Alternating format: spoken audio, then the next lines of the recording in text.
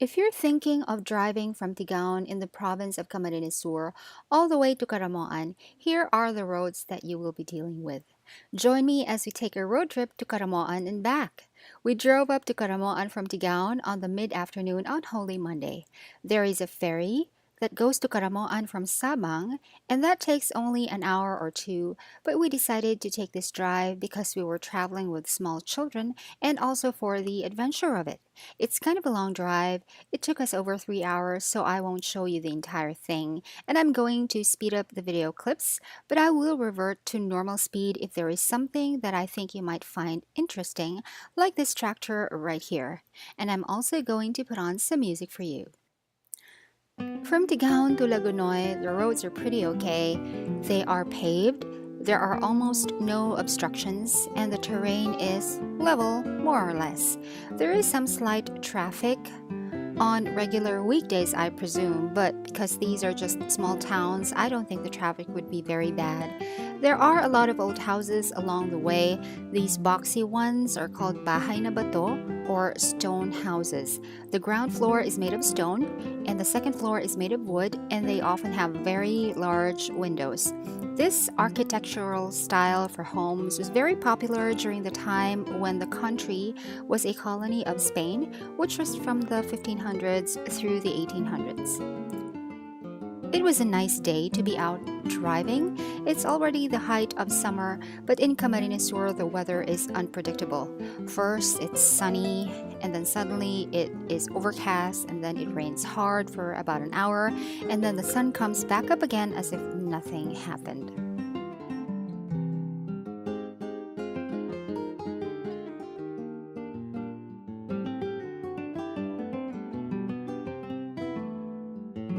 We just passed the Aglipayan Church of Lagunoy, and we're now proceeding towards the town of Presentacion. This is another one of those towns with one main road that is actually the national highway and a bunch of other smaller roads.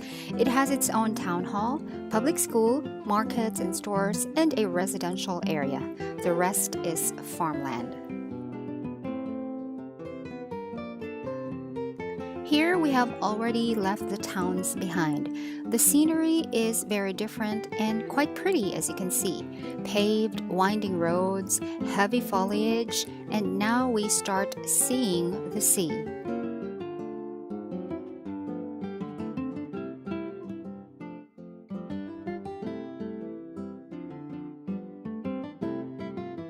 There are some eyesores, of course, like roadwork and a quarry site, but for the most part, it's really quite beautiful. It's a very strong contrast with Metro Manila.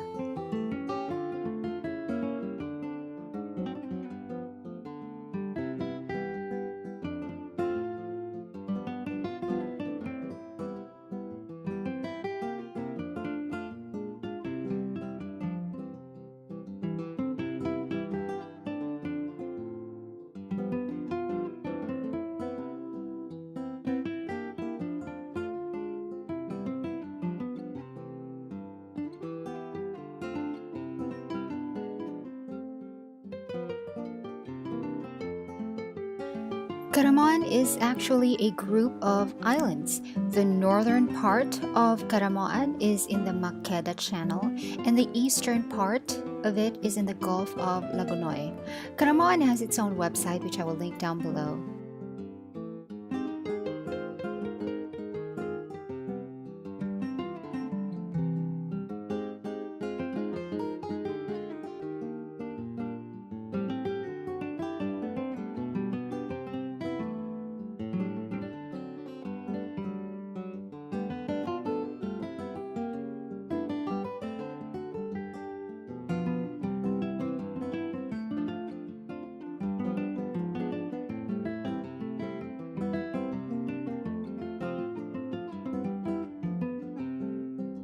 During our road trip, it alternately became gloomy and sunny, but here is how the sky looked.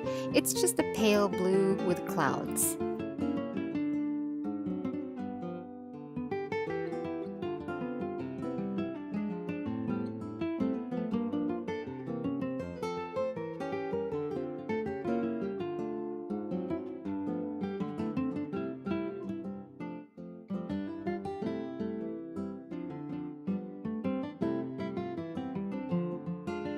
Here is what I consider to be the most beautiful scene that we have passed by. It's a small valley with a river flowing through it, and there is even a pasture with a couple of animals grazing. I hope you can see them. Behind it are rolling hills that are dense with trees. It looks like it's from a postcard.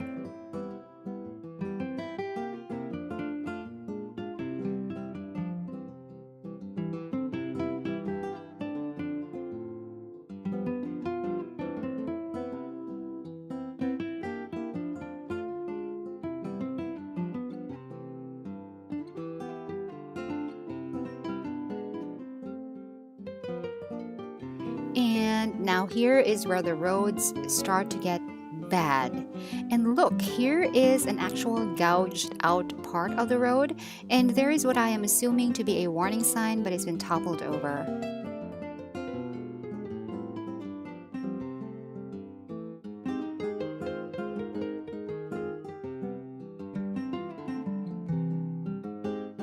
And then, inevitably, we got stuck.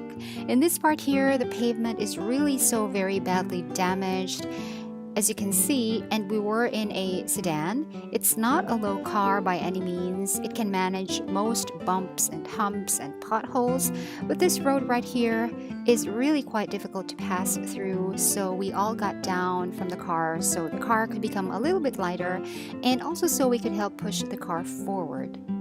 Here are the two other cars in our little convoy. According to the iPhone, we were at a 32-degree angle, which makes sense because we are already going up the mountains at this point. And then along the side of the road, we saw these plants. We call them makahiya, and they have very tiny fronds, and when they are left alone, the fronds are opened up. But when someone touches them, the fronds close up immediately as if they were very shy. That's why we call them makahiya, because hiya is the Filipino word for shyness or embarrassment, depending on the context. But in the context of this plant, I think shyness would be the right root word for its name, makahiya. And then we were off again to more bad roads, but not as bad as the one where we got stuck. There's a lot of road work going on here in these parts.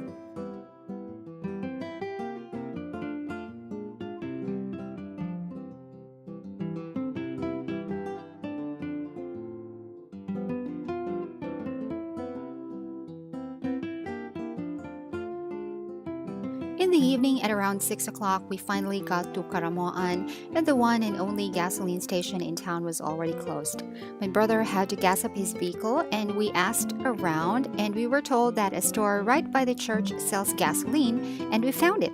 The gasoline was stored in these glass bottles. I kid you not.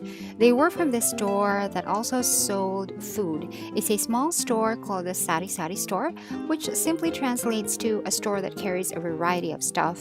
And I suppose gasoline technically falls under that category. So my brother got to gas up. In Caramoan on the next day, Holy Tuesday, we were able to go island hopping, and I will link the video down below. We stayed at this resort the whole time we were in Caramoan, and we checked out on the morning of Holy Wednesday. This is the hall where we had our meals.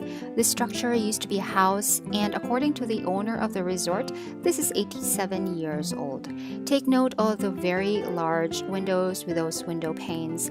Those small white squares are kapis shells. Let me just show you a close-up here. Those are real shells, you guys. Capiz windows were very popular during the Spanish colonial times, and they are one of the features of the Bahay na Bato. When we checked out of the resort on Holy Wednesday, we also said goodbye to this very friendly and very gentle dog.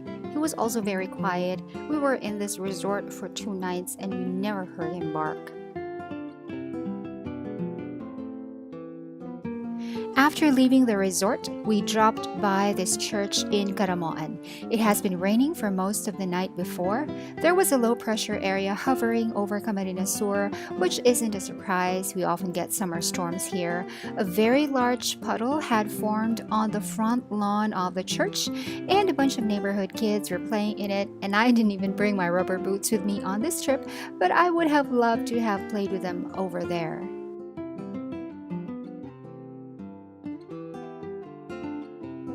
This is the exterior of the church. It's the parish of St. Michael the Archangel, and it's made of adobe, local stone, and clay. It's also called the Red Church because of the color of its bricks. This church was built in the 16th century, and it took about 200 years to finish. The people of Caramoan have been very good at maintaining this church. As you can see, everything is still in order and nothing is falling apart.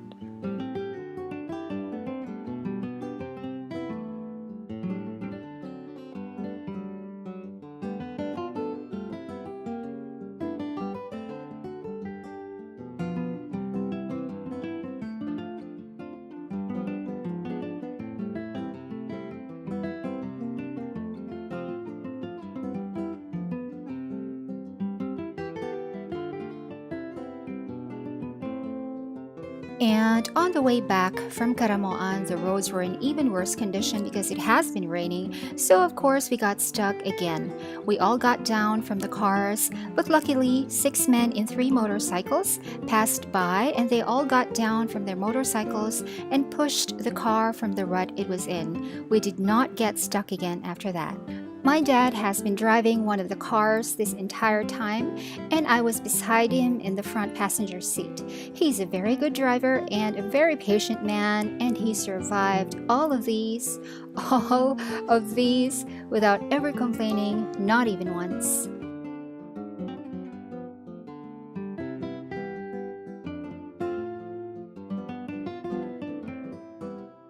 Right up ahead of us here are a couple of those guys who were on motorcycles who helped us earlier, and they were kind of waiting along the road to see if we have any trouble here, and then when they saw that we were able to go through, they went on right ahead.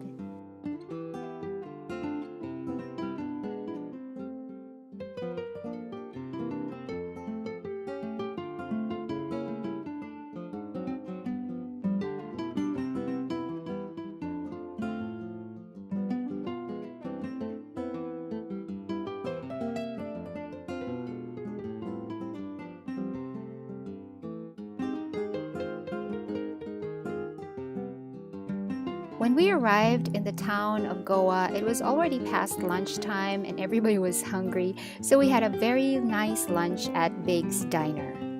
I also showed Big's Diner, but a different branch, in one of my earlier vlogs, which I will link down below. And as is the style of Big's Diner, it has a very 1950s vibe to it, and I do love their paper placemats. The design of these change up every now and then, but for now here is the current design, which my sister has promptly started to color.